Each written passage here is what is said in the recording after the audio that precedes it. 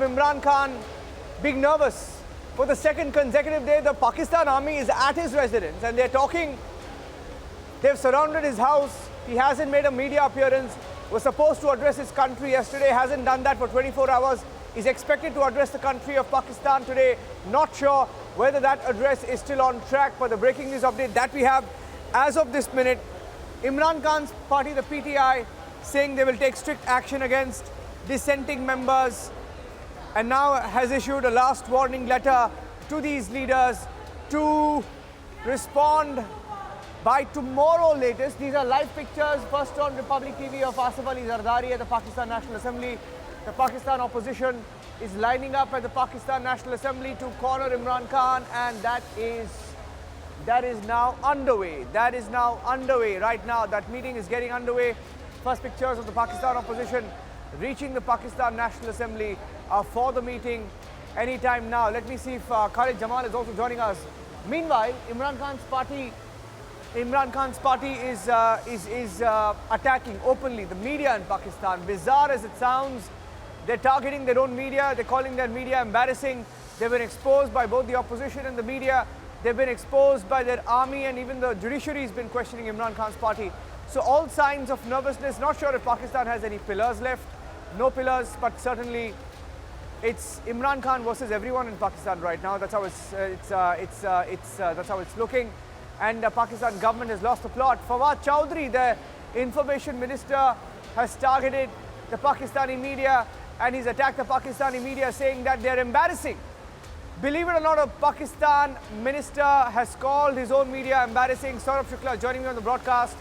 All hell breaking loose. Saurabh, they know they don't have numbers, no support of people. Numbers and the allies are not on their side. The media is not on their side. The army is not on their side. The courts are not on their side. They're obviously isolated because of all the wrong reasons, and now they're kicking and screaming and even attacking their own media. Saurabh. Absolutely, Niranjan. You know, the problem is Imran Khan realizes that he's completely isolated now, and this is the sign of desperation and nervousness, because he knows that the end game is near. He still wants to. He knows that he's a cricketer who knows that he's got no wickets left. He's the last man standing there, and obviously that also is in jeopardy because his own party has deserted him. His own big selector, the Pakistani army, which got him elevated as the prime minister when they supported him in the last elections, they have deserted him. In fact, my sources are telling me that they have given him an ultimatum now that he should quit, because otherwise he will face the ignominy of facing the parliament and losing the trust vote. Imran Khan is playing a different game. He's trying to ratchet up a narrative that this is something which every Pakistani politician does, that there are anti-Pakistan forces which are working against him. All this is bunkum because he has failed as a prime minister. He has failed to create diplomatic outreach. He has failed to create economic welfare for the Pakistani people, and also on the promise of taking action against corrupt politicians. So Imran Khan clearly lies, I would say, in political tatters and also strategic tatters here. Niranjan, one more thing I want to add here, that his challenge also is that even though he's trying to ratchet up these tensions, his other game plan is that somehow if the assembly get dissolved and the fresh elections are called, he can try to create a narrative to be and play a victim card, which is his ultimate game plan. That's the reason why, these statements coming out from leaders like Fawad Hussain, who are now targeting the Pakistani media, which clearly is a sign of desperation. Niranjan. Breaking news now. Stay with me. In fact, new pictures coming in the newsroom right now. Let's go across straight to the Microsoft Surface device, where we're getting in some more pictures of the meeting that is underway of the Pakistan opposition. Let's play those pictures out. Let's play those pictures out right now on the screen. The pictures of the Pakistan People's Party chairman, that's Bilawal Bhutto Zardari. He just saw his father, Asif Ali Zardari, a few minutes back. A meeting of the United Opposition at the Parliament House in Islamabad. Members of the National Assembly greeting Bilawal Bhutto Zardari on his arrival at the meeting. Now, this is the big breaking news update. As of this minute, you just saw the pictures of Asif Ali Zardari there entering the parliament. More pictures now coming in of the United Opposition meeting. Let me go across to Khalid Jamal. Khalid Jamal joining us live from Islamabad. Khalid Jamil, I beg your pardon. Khalid Jamil, sorry for that. Khalid, what's the update? The opposition is meeting. They claim they have the numbers. Khalid. Yes, the opposition parties have proved the 172 numbers. Their 172 members were presented in the joint opposition parliamentary meeting, and now these members are sitting in the National Assembly hall and waiting for the start of the proceeding of the day.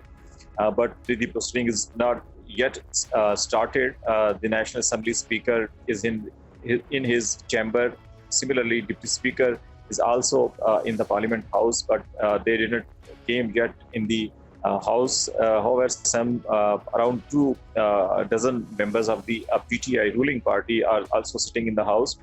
The joint opposition, after the proving the number of 172, they had written a letter to the Speaker of the National Assembly and asked him for including the election of new leader of the House in the agenda of the day, and let's see what will Speaker take the action. But as per the election rules and Constitution, I think a Speaker will allow to opposition leader to start the debate on the no trust motion against the Prime Minister.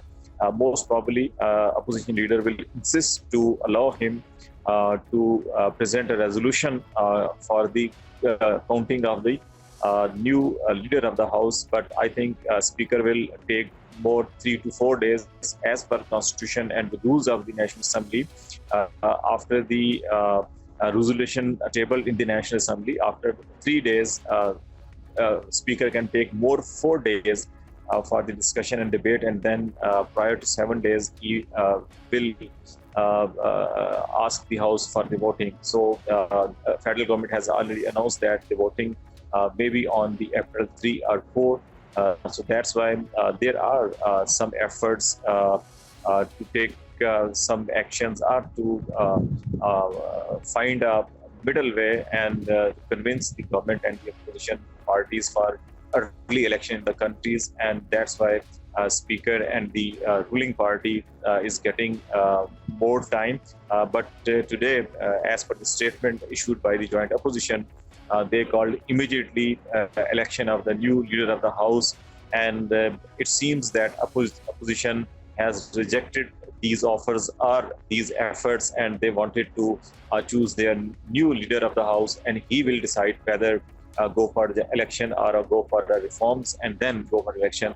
And let's see, it's a very important day.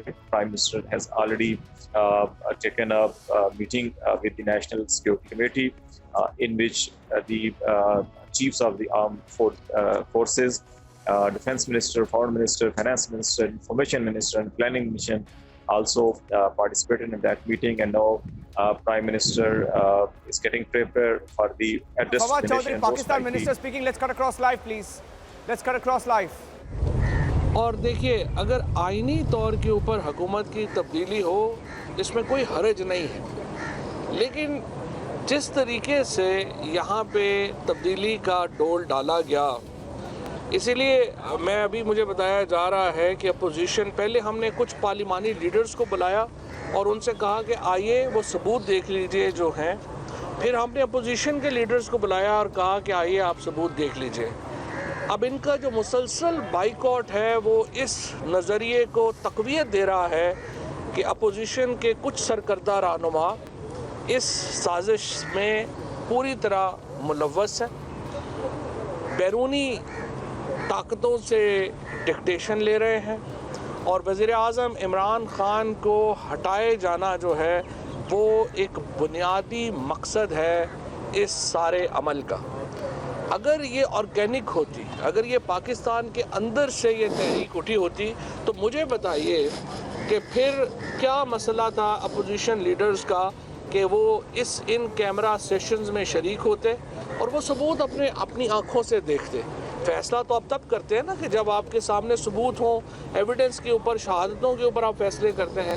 جب آپ شہادتیں دیکھنے سے ہی انکاری ہیں تو صرف ایک ہی conclusion, ایک ہی جو نتیجہ ہے وہ اخذ کیا جا سکتا ہے، اور وہ یہ کہ یہ اپوزیشن لیڈر جو ہیں، یہ اپوزیشن ہے، یہ اس سازش میں پوری طرح ملوث ہے۔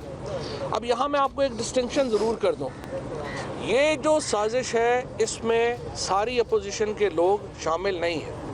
ہو سکتا ہے ہمارے بہت سارے ایم این ایز کو بھی یہ پتہ نہ ہو، اسی لیے میں اپنے جو ممبران اسمبلی ہیں وہ تمام لوگ جو پی ٹی آئی سے ادھر گئے ہیں اس چکر میں کہ شاید یہ آرگینک تحریک ہے، اور وہ لوگ جو اس وقت حصہ، ان کو میں یہ کہنا چاہتا ہوں اپنے فیصلے کو ذرا ہولڈ کیجئے، آپ یہ جو میٹنگ ہو رہی ہے نیشنل سیکیورٹی کی، اس میں آئیں اور خود وہ ڈاکومنٹ دیکھیں جس کی بنیاد کے اوپر ہم یہ نتیجہ اخذ کرنے پر مجبور ہیں کہ وزیر اعظم عمران خان کو ہٹانے کی سازش ایک بین الاقوامی حکومت کی خواہش کے اوپر ترتیب دی گئی، اور اس میں سابق وزیر اعظم نواز شریف، جن کی ملاقاتیں ہندوستان کے لوگوں سے ڈھکی چھپی نہیں ہیں، اسرائیل کے ڈپلومیٹ سے ڈھکی چھپی نہیں ہے، اور یہ سازش ایک ایسی سازش ہے جس میں کہ